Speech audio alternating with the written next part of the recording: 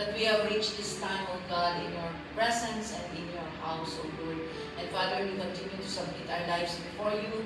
Take full control of us, O God. Have your way, Lord. Teach us your way, O God. And continue to cleanse us and equip us through your words, O God. Mula po sa katotohanan na nagmumula po sa iyong mga banal na salita, Panginoon. Salamat po, and Lord, wala pong lalabas sa bulwagan ito mula po sa worship hall na ito, Panginoon, na hindi po nabago, na hindi po nakamtan ang kapayapaan, kagalakan, at kaligtasan na nagmumula po sa inyo, Panginoon. At Lord, ako lamang po ay iyong instrumento. I have no power of my own, O God, to heal and save. But you, Lord, the God whom we are serving and lifting up in this place, can do a miracle in the lives of your people, O God, even those who are watching online, Lord. Father, we thank you. This is our prayer, Lord. In Jesus' name, amen. Amen. Praise the Lord. So let's all be seated in the presence of God. Okay, so praise the Lord. So magandang hapon po sa ating lahat. At ako din po ay nagpapasalamat sa Panginoon dahil yan, buhay pa naman kami. Buhay pa naman tayo. Hallelujah. Praise God. So we just came from Macau and we arrived here yesterday. And thank God for His protection kasi nung papunta kami doon, nag-ferry kami and parang roller coaster ba? Kasi Typhoon 1 kami umalis dito. Eh, nag-roller coaster yung ferry. Talagang ko, maakyat yung mga laman ng sikmura ko. Kuntik na akong humingi ng supot. Imagine yung 1 hour from yung ferry dito, terminal ng ferry to the terminal of ferry in Macau. Talagang all throughout na pag-ganon-ganon yung alon and then pag-gewang-gewang pa. So talagang maghura ka ba siya? Kami nag-worship pa din, magsikanya-kanyang worship na. Hallelujah, para at least kung ano man ang mangyari, nag-worship ka. Si Lord ang last na inisip mo. Amen? So, but we praise the Lord dahil nakarating po tayo doon and thank you for your prayers. Naging victorious po ang anniversary ng ating church sa Taipa, Macau. And even yung kanilang healing crusade doon sa parang square din nila doon. Salamat sa Panginoon dahil it's a very good venue kasi napapalibutan ng maraming tao of different nationality. Hindi lang Pilipino, kundi pa lahat na. May Nepal, Bangladesh, Myanmar, ano pa yun, Sri Lanka.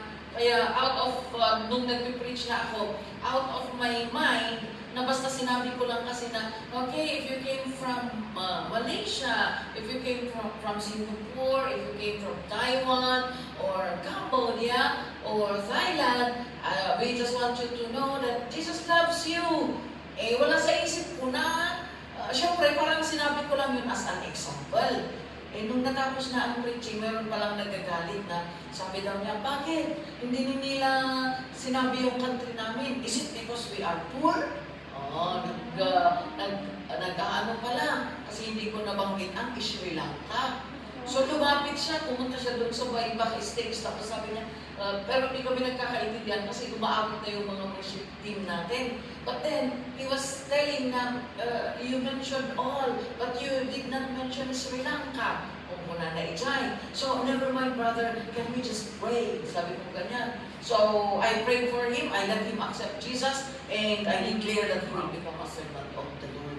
Amen. So, it was a very victorious event there. At hindi man lahat ay nag-forward during the altar call, but we know and we believe by faith na yung mga napakinggan nila ng mga salita ng Panginoon, it will become a seed of faith that will grow in their hearts, that will make them hungry and thirsty of the presence and of the power of the Lord in their lives. Amen? So, ganun po ang nangyari. So, we thank the Lord. Salamat sa inyong mga panalangin at ipagpatuloy natin na ipanalangin ang ating mga kapatiran sa Macau. Kasi alam naman ninyo na ang Macau is the Las Vegas of Las Vegas of Asia, wherein there are so much casinos. Pagsugaran, nakabsat ni Macau. Okay? So, love of money, the God of the world of that nation is money, mammon. Okay? So we need to pray for that land. And so our brethren are there to speak the word of God, to be an ambassador of the Lord. Amen? So thank God. And of course, I also want to thank the Lord kasi last time that I called my father, sabi niya na masakit yung kanyang paa, hindi masyadong nakakalakad kasi masakit daw ang kanyang paa.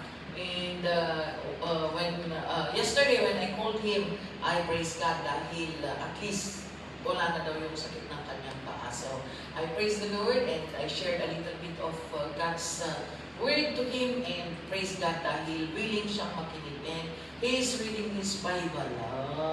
Kaya sabi ko, bilhan kita ng Ilocano na Bible para masulatan mo, ma-underline mo ang ano.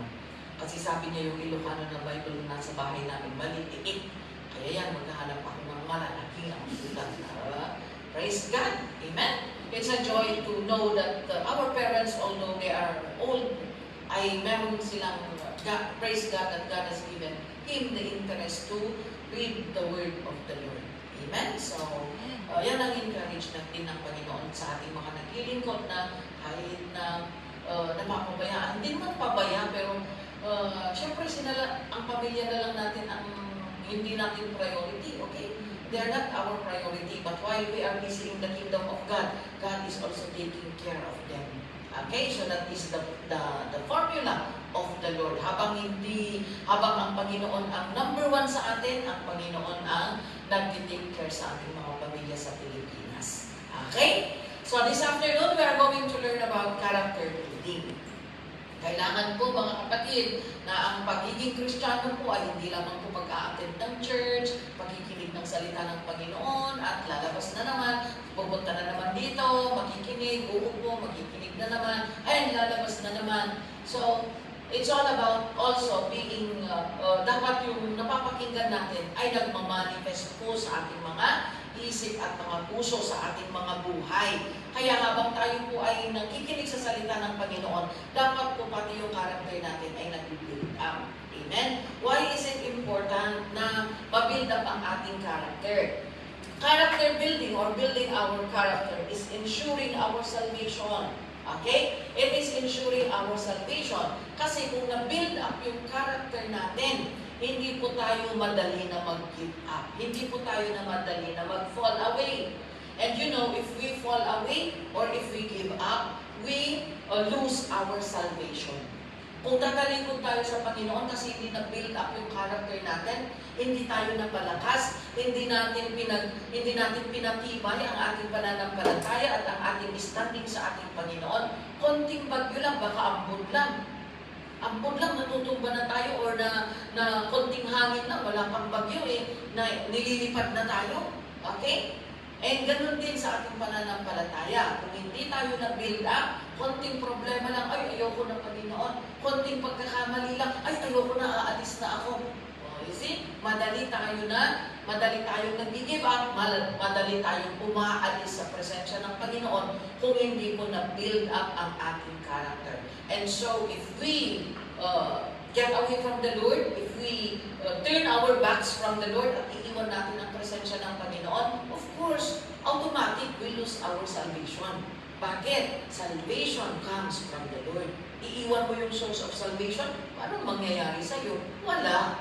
Okay? So, ganun po. And character building is also strengthening our faith in the Lord. Okay? Pinapalakas din natin ang ating pananampalataya sa ating Panginoon. Kaya kailangan ko na mag-build up ang ating character bilang mga mananampalataya.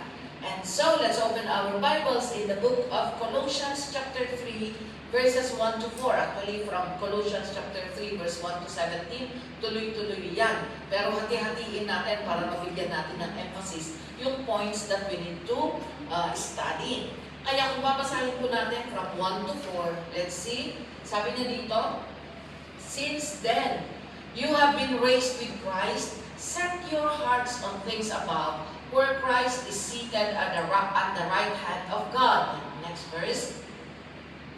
Set your minds on things above, not on earthly things. Sabi niya. And for you died and your life is now hidden with Christ, okay? For you died and your life is now hidden with Christ in God. Verse 4. When Christ, who is your life, appears, then you also will appear with Him in glory. Kaya ang unang step in order for us to build our characters is to set our hearts and minds on things above. Okay? Sige, number 1 point is to set our hearts and minds on things above. Idagdag ninyo ang heart. Okay? I forgot to put heart there. So set your hearts and minds on things above and not on earthly things. Yes po mga kapatid, kung tayo po ay mananampalataya sa Panginoon, now that we have been raised with Christ, nakakilala na tayo sa Diyos, nakilala na natin ang kaligtasan na nagmumula sa ating Panginoon. So ano ang ina-expect ng Panginoon sa atin? Yung buong pagkatao natin, yung buong puso at buong isip at buong puso at isip natin ay nakatuon, mga kapatid, nakafocus sa mga bagay na makalangit, hindi na po sa mga bagay na makamundo. Our minds and hearts must be set to favor God and instead of the world. Dapat mas yung percentage, mas malaki yung percentage, mga kapatid, actually 100%, all your mind, all your heart, ang sabi ng Panginoon, na nakafocus po tayo sa mga bagay po na kinalulugdan po ng ating Panginoon. Ibig sabihin, yung isip mo dapat tungkol sa Panginoon, kung paano natin paglilingkuran ang Diyos. Yung puso natin dapat kung ano ang nakakalugod sa Panginoon. Yung kanyang mga kalooban, yung kanyang mga utos, paano ba natin pa rin, ano ba ang gagawin natin para maipakita ang kabutihan ng ating Panginoon. Dapat yun ang focus ng ating mga puso at isip. Hindi yung paano ba ako yayaman, o paano ko kaya makakamtan ang nakamtan ng kapatid na yan, o kaya paano ko lalampasan ang kanyang kayamanan. O minsan, diba, there is a competition. We compete with other people. Kaya kapag yumayaman yung isa, ang iniisip mo, kuray ka mo, sakto mo. Diba? Dakdakol ba ibagi? Dakdakol to ba ipatakdol ko na ito? Diba? Sometimes we are the ones causing our struggle kasi kino-compare natin yung buhay natin sa ibang tao. But God is faithful. Even if, tsaka ang importante, mga kapatid, is that we live in our limits.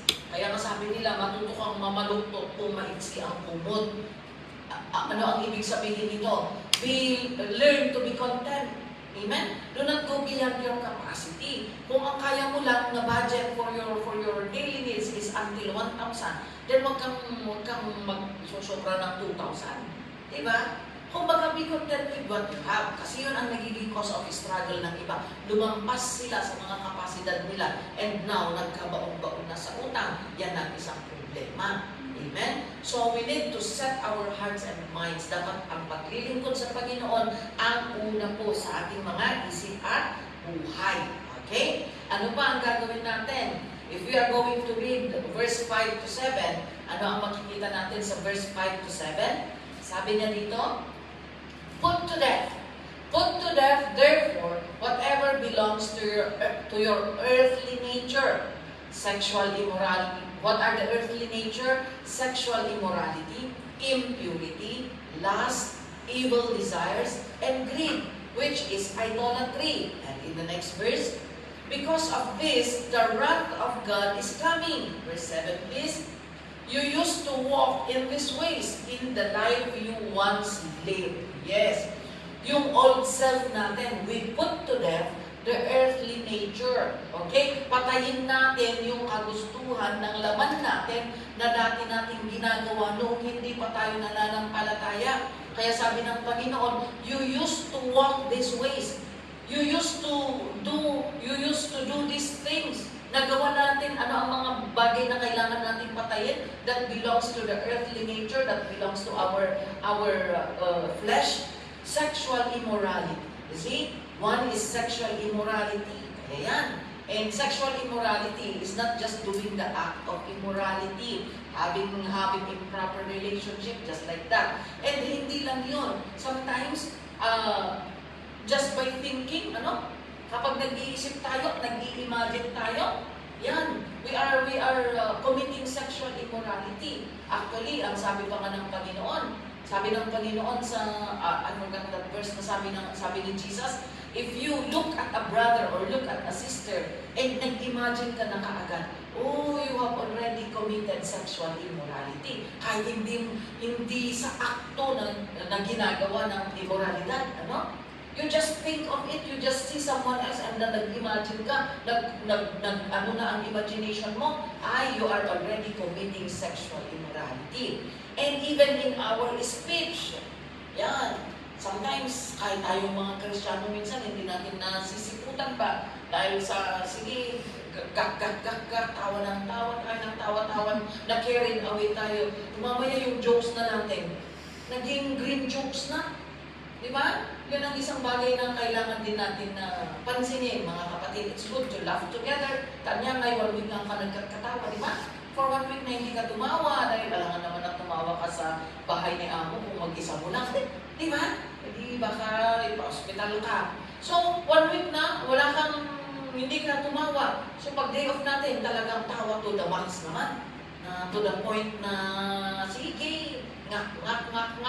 But then, bantayan natin kasi minsan sa kwentuhan, when words are many, sin is not absent, sabi ng salita ng Diyos. Kapag ikaw na ang bumangka sa kwentuhan, mag-ingat ka kasi kapag marami ng salita, yan, hindi nawawala ang kasalanan. And it's so the same. If we are not careful, yan, we may be committing sexual immorality through our speech, not necessarily the act itself, but then through our speech or through our thoughts. Okay? So yan, kailangan ipabantay natin yung isip natin. Kapag alam mo na yan ang temptation mo, iwasan mo. Lalo na kung nag-i-scroll ka sa Facebook, tapos may nakita kang nag-ahalikan, alam mo yan ang temptation mo. Roll over it. Huwag mo nang kuyaan ka na accurate imagination mo. Okay? So we need to fight.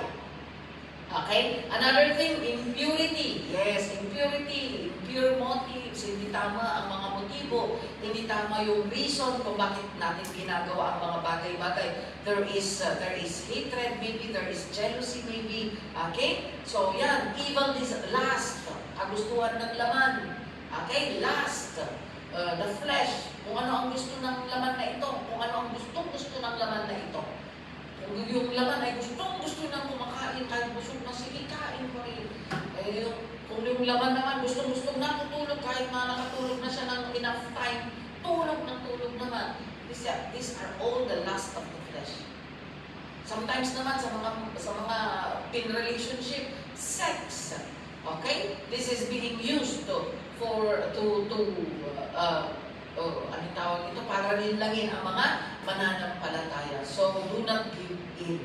Another thing, evil desires. Yeah, mga evil desires that came from the enemy. Of course, the evil desires came from the enemy because he is evil. From the beginning of time, he has been sinning, sabi ng Bible.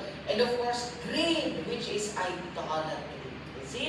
Greed, mag-ingat dahil maraming mga magkakapatid, magkakapamilya na dahil lang sa pagiging sakim ay nagkakawatak-watak.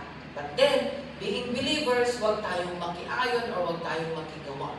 If in the family there is greed, and inagawan ka ng mana, for example, it should be yours. At yun ang dahilan kung bakit nag-aaway-away kayo, let it go. Amen? And let God bless you. Of course, hindi madaling maglago ng mana, for example, di ba? Pero if that will be the cause of you having a hard headache every minute of the day, let it go. Di ba? For peace of mind, for the sake of peace. Kung yun na lang ang laging source ng away or dahilan ng hindi pagkakaunawaan, let it go. Yun ang sabi ng Panginoon. If somebody takes your cloak, give even your shirt. Okay? If they get something from you, sige pa, ito mo. And the Lord will be the one to bless you with your deeds. Amen? Because God is just. Okay? Ano pa? Idolatry. Okay? So, idolatry, alam po natin that idolatry is anything that takes or anyone that takes the place of God in our hearts. Anything na mas iniimportansya natin, binibigyan natin ng importansya kesa sa paglilingkod sa ating Panginoon, that becomes an idol in our life. So sabi ng Panginoon, put to death, patayin ang mga lahat ng kagustuhan ng laman na ito in order for us to be strengthened in our character so that we can serve God with a pure heart. Amen? So ano pa ang gagawin natin? In verse 8 to 10 naman. Okay? Verse 8 to 10, ano ang makikita natin? Let's read first the verse.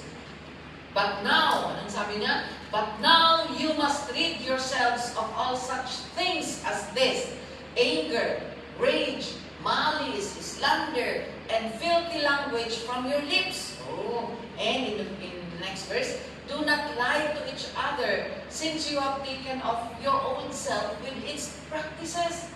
Huwag kayong magsinungaling, sabi niya. And you have put on the new self, which is being renewed in knowledge in the image of its Creator. So ano ang gagawin natin na ikatlo?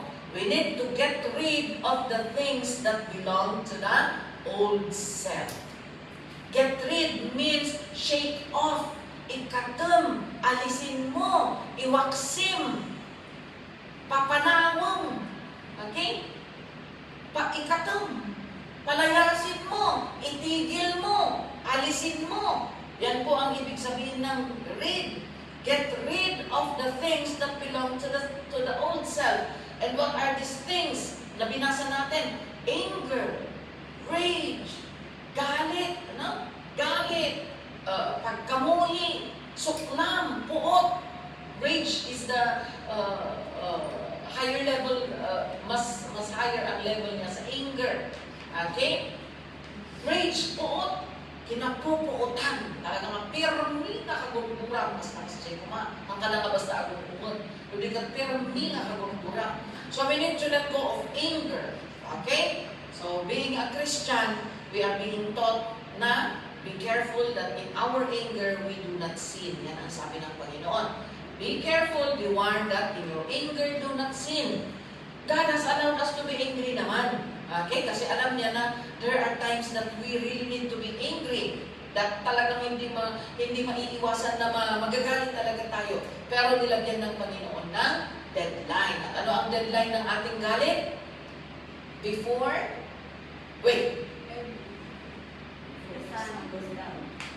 the sun go down. Yes, before sunset. Okay? Kaya kapag galit ka, punta ka sa bintana, tignan mo yung araw. Kailan bababa. At kapag bumababa na, you have no choice but to let go of your anger. Kasi, kung itutulog mo ang galit mo, the moment you wake up the next morning, galit ka. Bakit? Tinulog mo eh. Kasama mong natulog, siyempre kasama mong babago. Di ba? Kaya minsan nakakapagtaka. Yung umagang-umaga, wala pang hindi pagising, pati manok pa lang ang nagigising. Nagagalit na ang mga tao. Bakit? Tinulog nila yung galit nila eh. Nagdadabog na sila kaagad, bang, blang, blang. Bakit kaya? Ano na bang nangyari sa umagang-umaga? Meron na bang nangyari kaagad? Wala pa namang nangyayari actually. Pero dahil tinulog nila ang galit nila, that's why they woke up with their anger. Amen? Kaya yan. So huwag natin itutulog ang galit. We need to get rid of it. Amen? You give it to the Lord. If you have an anger management issue, give it to the Lord. It's only God that can help you manage that. And I know that I know what I'm talking about because I once had this kind of issue. Amen? Ako minsan lang ako magagalit. Hindi ako yung madaling mairita na konting bagay. Hindi. Kung kaya ko pang papalampasin ko. Pero naiipon yun. Parang may drum ba? Doon na isushoot. Ay kapag na-reach ang maximum level, sasabog yan. Kaya minsan-minsan lang akong magalit. Pero sobrang galit naman. Yung lilipad lahat. Yan ang galit ko. Hindi ako yung madaling magalit na nag-burst out, nag-flare out. No. But once na nagalit ako, talagang lilipad naman lahat. And I know that it's not pleasing to the Lord. Amen? Especially when I was still under employment. Kasi mga bata ang alaga ko, ay, kasi dati man ang mabaho.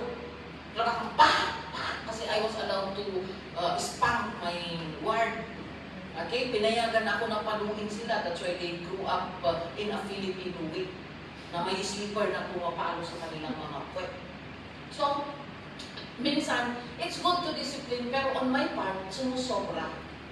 It's because of my anger nga. Okay? So until, and after kapag napalo ko na at umiiyak na sila, nakukonsensya na ako. Pero anong magagawa ko? Tapos na.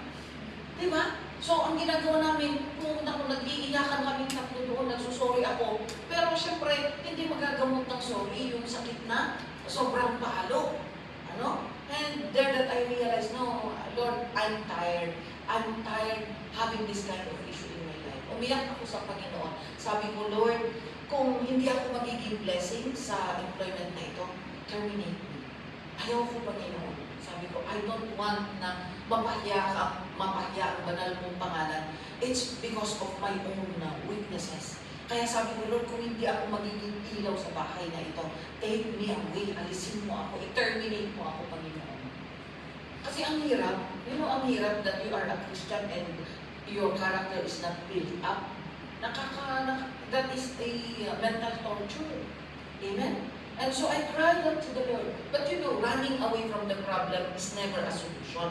Kasi kung aalisin ako ni Lord doon, ililipat ulit ako, nandun pa rin. Hindi pa rin ako na-deliver. So, the same. Kahit alisin na naman ako, the same na naman.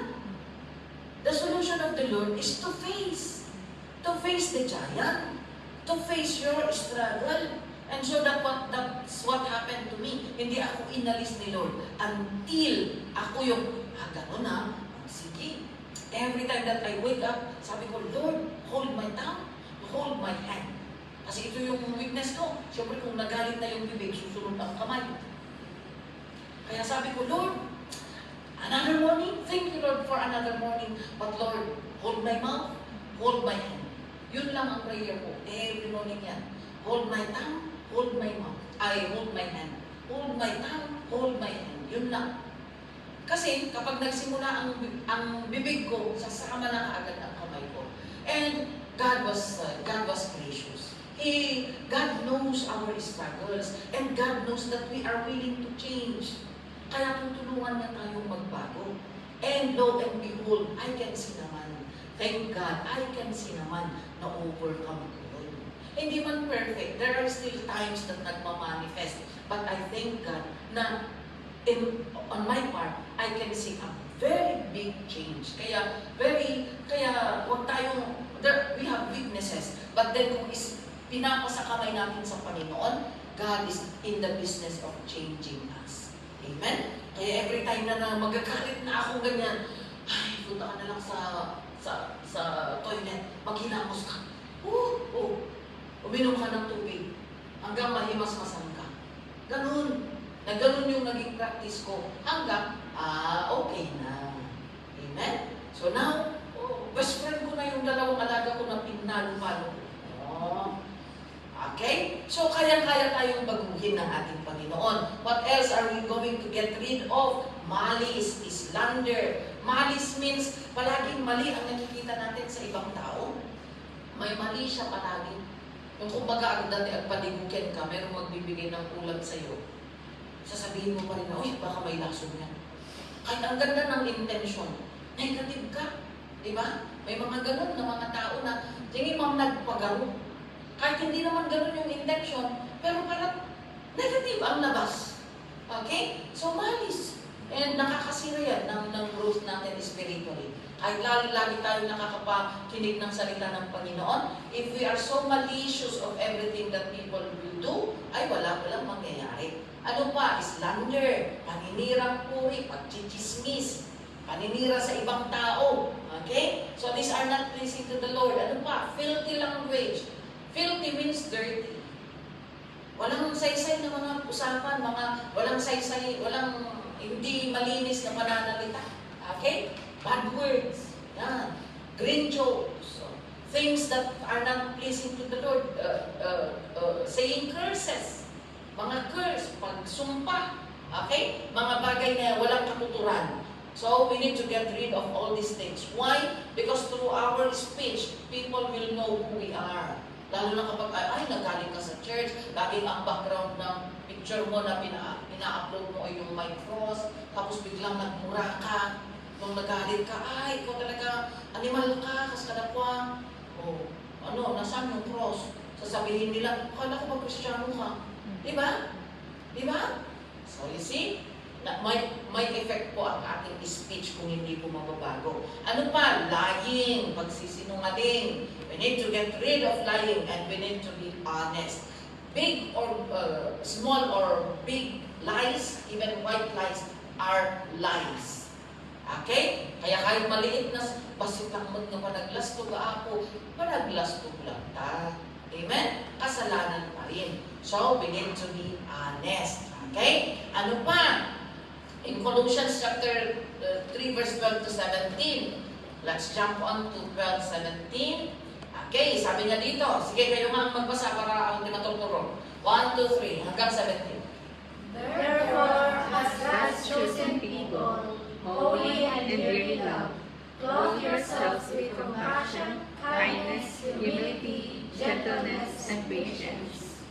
Bear with each other and forgive whatever grievances you may have against one another. Forgive as the Lord forgave you. And over all these virtues, put on love, which binds them all together in perfect unity. Let the peace of Christ rule in your hearts, since as members of one body, you are called to peace and be thankful. Let the word of Christ dwell in you richly, as you teach and admonish one another with all wisdom, and as you sing psalms, hymns, and spiritual songs with gratitude in your hearts to God. And whatever you do, whether in word or deed, do it all in the name of the Lord Jesus, giving thanks to God the Father through Him. Amen. So what are we going to do? Practice the virtues of good behavior. Yes. So binasa natin, tignan ninyo, di ba? Kanina, sinet ni Lord na yung ating isip at puso ay nakaset sa heavenly things. And then the next thing that God asked the people, we believers to do, is to put to death the earthly nature. Okay? Patayin natin yung earthly nature natin, yung sinful nature natin, yung character natin na makasalanan. And then, get rid of the characters na mga hindi kalugod-lugod sa Panginoon. Alisin natin. Shake off. And then, you are already, wala na yung mga bagay na hindi nakakalugod sa Panginoon. So, it's time now to be filled with the virtues of good behavior. Ano yung mga good behavior na yun? Sabi ng binasa ninyo, compassion. Yan. Compassion, kindness, humility, ano pa? Gentleness. Kung mapapansin po ninyo, these are fruit of the Holy Spirit. This is fruit of the Holy Spirit. Yung compassion, yung kindness, yan. Compassion is the character of our Lord Jesus Christ. Whenever He went from village to village, para mag-preach, kapag nakikita niya yung mga tao na may sakit, He had compassion on them. And it's so the same with us. Kailangan din na mag-flow yung compassion ng Panginoon sa atin para magkaroon din tayo ng compassion sa ibang tao, lalo na yung wala pang Kristo sa kanilang buhay. Yung hindi pa nakakakilala sa Panginoon. Maasi tayo kadakwadan kakabsat. Amen? Ampoy nga maasi tayo. Nabaknang magpastora, namulmulungan ti Borlolo, iti bagina. Dati irig na gold, bracelet na gold, ano pa, relo na gold, may kwintas na gold. Kaslamat nga nakakaasi pastora. Yes, they may be clothed with gold, pure gold. Okay? But, about their spiritual life, pupunta sila na nakagold doon sa impyerno. We need to have compassion on these people. Amen? Huwag niyong sabihin na porque mayaman sila, okay sila. Karamihan sa mayaman, walang katahimikan. Yes, wala silang katahimikan. Bakit? Problema nila kung saan nila itatago ang kanilang mga kayamanan. Okay? So ano pa? Kindness. Yan, kindness. Humility. Humility is another character of our Lord Jesus Christ. You see? Being God, the Son of God, King of Kings and Lord of Lords, pinugasan niya ang mga paa ng kanyang mga disciples. Imagine that. Nakakitaan nyo, kahit barangay captain, hindi ginagawa eh. Diba? So how much more? Isang Diyos, yuyuko para hugasan ang mga paa ng mga disciples. And after he had done so, ano ang sabi niya? Do as I have done. Ginawa niya yun para ipakita sa atin ang example that we human beings need to humble ourselves before others. Amen? Walang maging arrogant, walang maging mapagmalaki. We need to be gentle and patient. Amen? This kindness, gentleness, patience, this is a fruit of the Holy Spirit of God. Okay? Kasama na ang Holy Spirit yan. So when we are filled with the Holy Spirit, of course, compassion, kindness, humility, gentleness, patience will also come upon us. And in the next verse, kung titignan natin, ano pa? So bear with each other and forgive. Yes. Magkisama tayo. Meron sanang helping one another. Bearing with one another is helping one another, supporting one another, loving one another, and forgiving one another. Be careful because unforgiveness is unforgivable to God. Uray mo Kristiyano ka, uray kahit pumupunta ka sa church, kahit pa wala kang namimiss na attendance sa church, if there is unforgiveness in our hearts, that is unforgivable to God.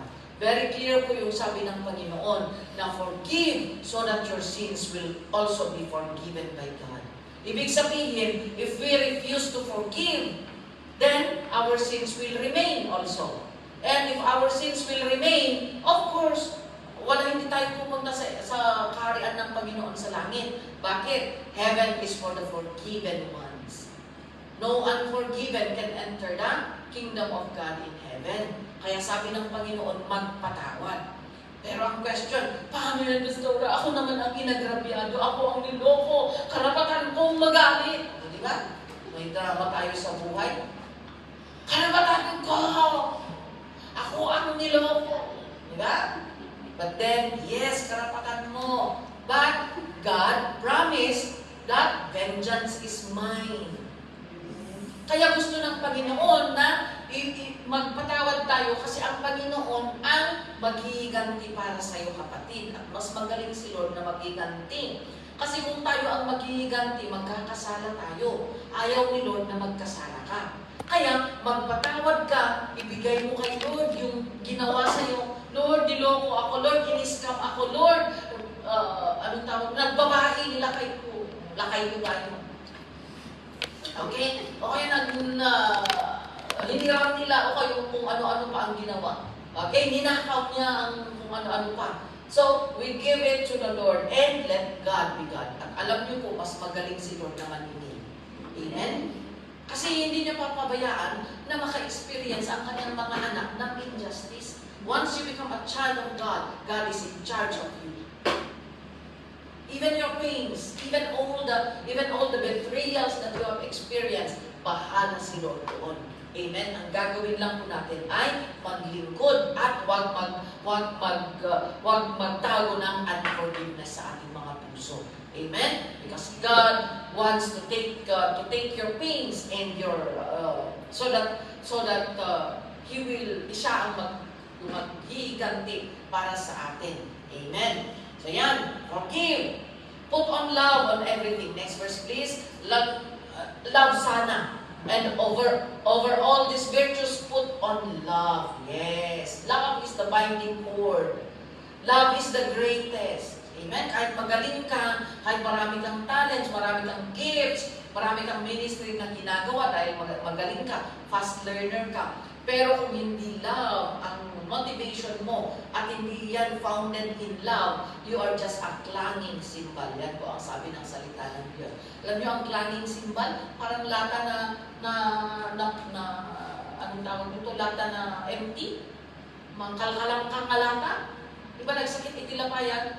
Kung kinakalampag mo yung lata na walang laman, nasakit kaya sa lapayan. So it's the same. Kahit ang dami mong nagagawa, kung hindi love ang motivation mo or kung hindi love ang foundation, we are just a climbing silver. Ibig sabihin, walang saysay ang lahat ng ginagawa natin. Amen? Ano pa? We need to have peace. We have the peace of Christ. Tama nga naman yung sabi ng nakita ko sa Facebook. We all want peace, but we don't want to have the Prince of Peace. Diba? Gusto natin ng peace, gusto natin ng kapayapaan, but we do not call on the Prince of Peace. Hindi tayo magkakaroon ng kapayapaan kung wala yung source of kapayapaan. So we need to have Christ in our heart. Amen? And if we have the peace of Christ, we become peacemakers, not troublemakers. Yes, ikaw ang magiging kasangkapan or instrumento ng Panginoon para there is peace in the family. Ikaw ang bridge. Huwag ikaw yung taga-sulsul. Kung Kristiyano ka, dapat hindi ikaw ang taga-sulsul. Kung may nag-aaway, huwag mo pang palalong palawakin ang gap. Kundi, maging peacemaker ka. Ikaw ang maging dahilan para magkaroon ng reconciliation. Okay? Ano pa? Do everything. Let the word of Christ dwell in you. Yes. Let us not ignore the word of the Lord. That's what we are doing today. And we need to do everything in action or in words, all in the name of our Lord Jesus Christ. Amen? Ano pa? Ang gagawin natin, 2 Peter chapter 1, verse 5 to 9. Sige, kayo ulit ang magbasa. Kasi inaantok ako. Kayo. Parang kayo ang napuyat pa. Sige, basa. 1, 2, 3. For this very reason, make every effort to add to your faith goodness, and to goodness knowledge, and to knowledge self-control, and to self-control perseverance, and to perseverance godliness, and to godliness brotherly kindness, and to brotherly kindness love. For if you possess these qualities in great measure, they will keep you from being ineffective and unproductive in your knowledge of our Lord Jesus Christ. But if anyone does not have them, he is nearsighted and blind, and has forgotten that he has been cleansed from his past sins. Okay, so what are we to do in order to build our characters? Make every effort to add to our faith the following that we have read, ano? We need to make every effort to add the essential qualities to our faith to be a blessing. And what are these? Ano yung sinabi natin kanina? Goodness, di ba? Knowledge, kindness, self-control, perseverance. Kailangan, hindi lang yung nananampalataya ako, Panginoon. Yes, nananampalataya tayo. But then, there should be progression in our faith to God. There should be goodness. There should be knowledge. Self-control, yan. Self-control means you control yourself. Okay? Huwag mong hayaan na yung ugali mo ang mag-control sa'yo, kundi ikaw ang mag-control sa ugali mo. Okay? Self-control, perseverance. And to perseverance, godliness, being godly, not worldly. Okay? Ang ginagawa natin is for the glory of the Lord. Perseverance is standing firm. Okay? Yung perseverance, mga kapatid, is standing firm. Be careful because perseverance is very important ingredient to our faith, to our salvation. Without perseverance, hindi tayo makakarating sa finish line. Amen? Kung nag-give up ka na dahil nahirapan ka dun sa first flap of the race, ay ayaw mo na, ay wala. Hindi ka makakarating sa finish line. At kapag hindi tayo nakarating sa finish line, of course, doon imimit ni Lord yung mga dadalhin niya sa kanyang kaharian sa finish line. Sa kung wala ka sa finish line, dahil hindi ka umabot, dahil nag-give up ka, ay sorry na lang, may iwan tayo. Amen? So, ano pa? Brotherly kindness. Love. Yan, maulit na naman ang love. That's why, you see, we need to make every effort na madagdagan ang ating kabutihan. Madagdagan ang ating knowledge of the Word of God. Kaya wag mong sabihin na, 2 years na akong nag-a-attend sa church, sapat ko, umanayon, uri anak, ay na, may husday takabsa. Amen? Alam niyo, kapag nakukonsume natin yung salita ng Panginoon, kailangan natin makinig muli. Amen? So, ganyan. Okay? So that we can be productive and effective as we become a blessing to other people. Okay? So, we need to develop our characters through the power of our Lord Jesus Christ and through the help of the Holy Spirit. We cannot be good. We cannot be kind. We cannot let go of our bitterness and our flaws or yung mga galit natin if without the Holy Spirit. That's why it's very important, my dear friends, to be filled with the Holy Spirit of God. Kasi siya po ang power para sa ganun ay makamtan po natin ang tunay na kalayaan at tunay na kapayapaan. Amen? And in conclusion, 2 Peter chapter 1 verse 10 to 11. 2 Peter chapter 1 verse 10 to 11. Sabi niya, "Therefore, my brothers, be all the more eager to make your calling and election sure. For if you do these things, you will never fall." And in the next verse, "And you will receive," you see, kung madi-develop ang inyong mga characters at hindi kayo mag-give up. Okay? Hindi tayo mag-give up, and we are going to confirm our calling. Ibig sabihin, we are going to yield to the calling that God has given us. Yung pagkakapili natin para maging kanyang alagad at kanyang mga disipulo, then, and you will receive a rich welcome into the eternal kingdom of our Lord and Savior, Jesus Christ. And this is the reason why na nandito tayo at naglilingkod pa rin kahit na maraming bagyo na dumaan, maraming mga problema na dumaan, maraming hindi pagkakaintindihan. Even in the ministry, there are issues, there are misunderstandings, but then nandito pa rin tayo na naglilingkod sa Panginoon. Why? It's because we are confirming the calling and the election that God has given to each one of us. We have understood our calling. We have understood the appointment of God in our life. Kaya kahit na maraming problema, maraming hindi pagkakaunawaan, hindi mo maintindihan si pastor, hindi niyo kami naiintindihan. Minsan may mga bagay na we do not meet together, hindi tayo nag-unite. But then, because we have understood our calling, and our calling is for us to serve the Lord in order for us to be taken to with the Lord Himself to our final home in heaven. Amen? So, yan po mga kapatid, kahit ano pa po ang mangyari mga kaibigan, magpatuloy tayo. And know therefore that everything that comes to you is not, has no purpose, Hindi po yung mga dumarating po sa ating mga buhay ay hindi, kumbaga, they do not come just na parang pang-istorbo lang. No, there is a purpose. At gusto po ng Panginoon na ma-develop po ang ating character, ma-develop po ang ating pananampalataya to prepare us for the battle, to keep us fighting the good fight of faith. Amen? So, ganun po ang ating gagawin mga kapatid, and magpatuloy tayo. Whatever flaws that you have, whatever weaknesses that you have, ano man po ang kahinaan mo kapatid, nandyan ang Panginoon para puran ka ng kanyang kalakasan, kagalakan, at of course, ng wisdom that comes from Him. Amen? So, yan, magpakumbaba po tayo ngayon sa ating Panginoon as we nakaready ba yung mga elements? Meron tayong communion. So, let's prepare our hearts as our sisters will be preparing the elements. Let's prepare our hearts also. I-prepare natin ang ating mga puso, and let's humble ourselves before the Lord. Hallelujah. Let us acknowledge that naging mahina tayo. Let us acknowledge na naging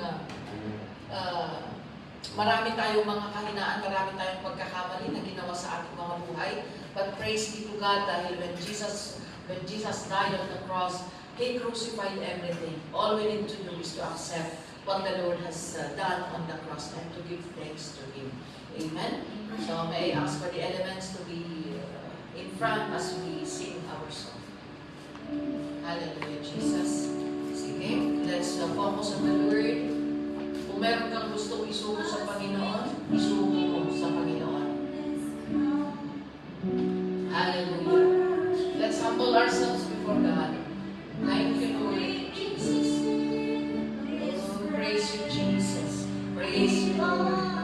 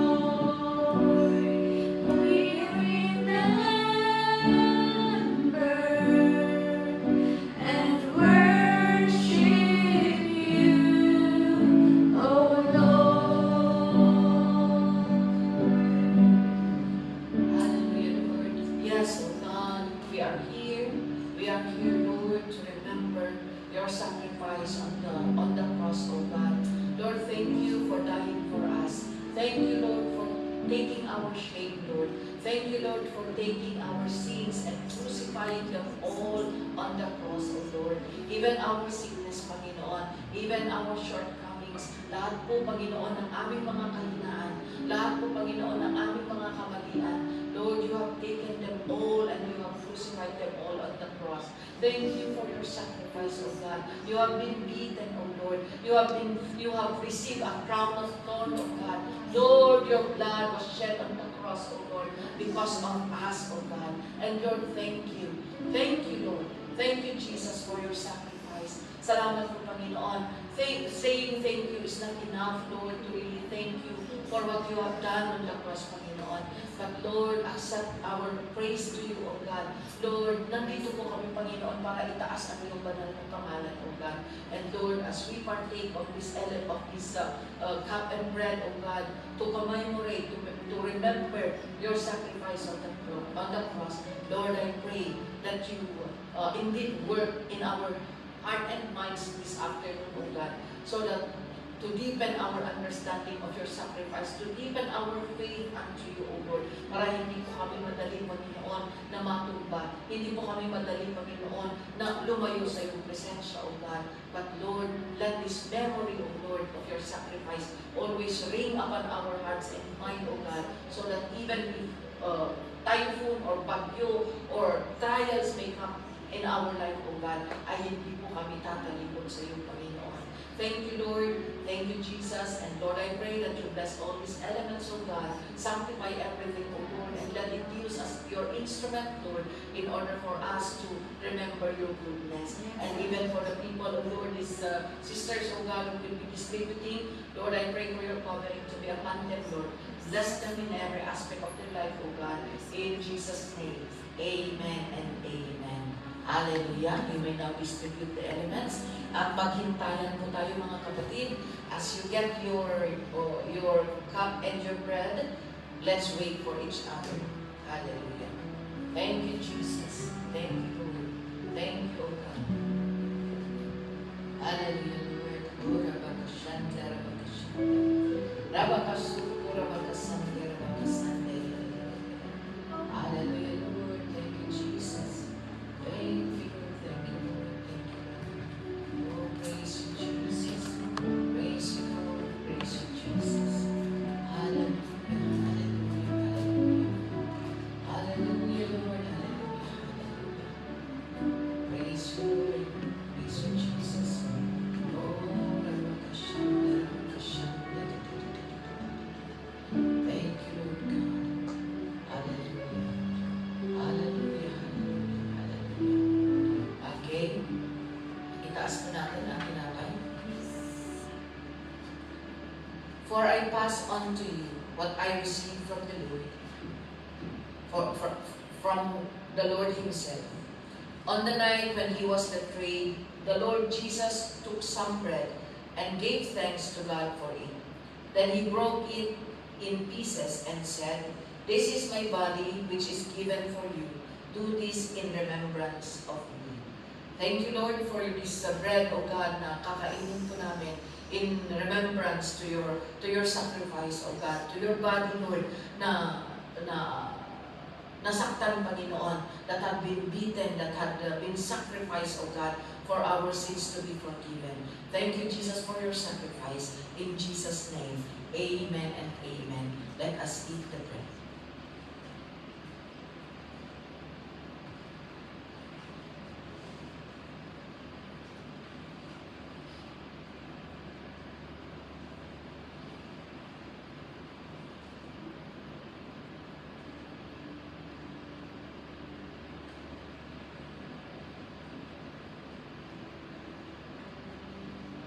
Let us lift up the cup.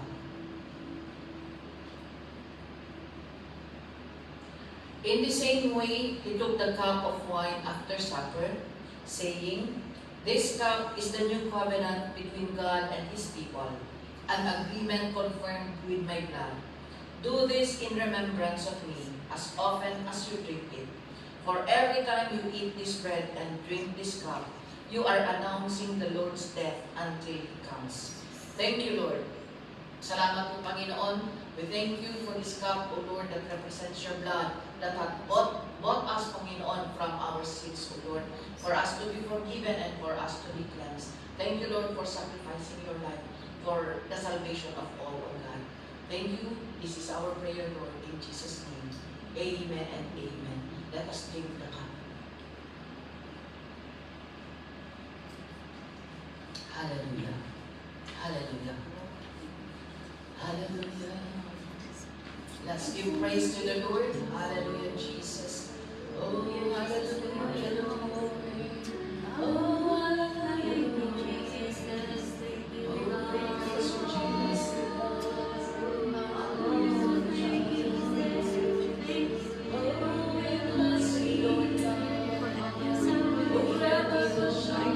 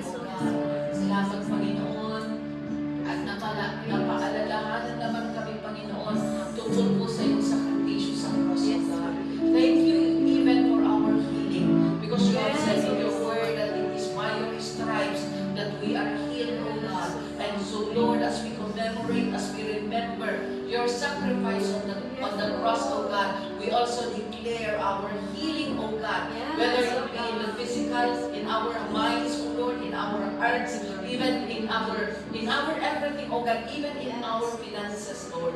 Thank you, Lord. Thank you, Jesus. Be glorified and be magnified, O God. In Jesus' name.